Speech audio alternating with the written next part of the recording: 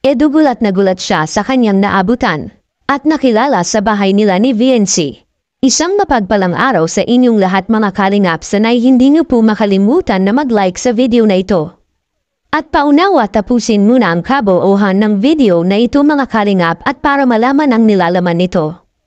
At maraming salamat po mga kalingap sa pagpatuloy na pagsuporta lalo na kay Kuya Val Santos Matubang at kay Ate Edna Vlogs at Kalingap Rab, salamat po. Kaya pala siya pala ang dahilan ng lahat.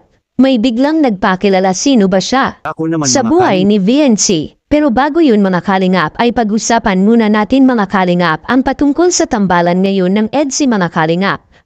Dahil na si Edo ay minsan na lang makikita ng mga viewers ng Team Kalingap ay napansin nila na parabang si Edo ay may iniwasan at baka nagtampo rin ito dahil sa nangyayari na kanyang pagpapaalam dahil sarado talaga ang isipan ni VNC mga kalingap na magtapos muna anya ito ng pag-aaral bago papasok sa isang pagbo-boyfriend.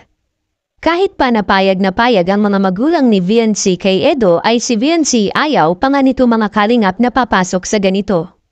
Will hindi pa rin naman napapanahon sa mayon mga kalingap no, at wag lang po natin mamadaliin dahil hindi pa naman talaga po pwede na magkaka-boyfriend si VNC ngayon dahil wala pa ito sa wastong gulang. Katulad na masanay sabi ni Kalingap Rab na hindi porket nagpapaalam na si Eds ay sila na kaagad mga kalingap.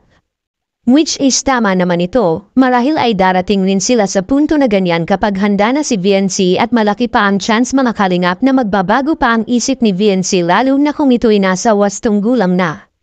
Ngunit may mga nakapagsabi sa mga minamahal nating taga-subaybay base sa kanilang opinion mga kalingap at sa pakiramdam nila at nakikita nila kay Edo na para baan niya na si Edo ay malabo rin na niya itong magkakagusto sa isang babae lalo paan niya kung hindi niya ito mapapakinabangan.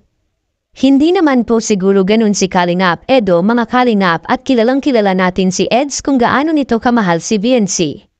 Kinaya nga nito ang paghatid sundo kay VNC para masigurado lang nito na ligtas si VNC makaka-uwi sa kanila kapag galing ito sa kanilang paaralan.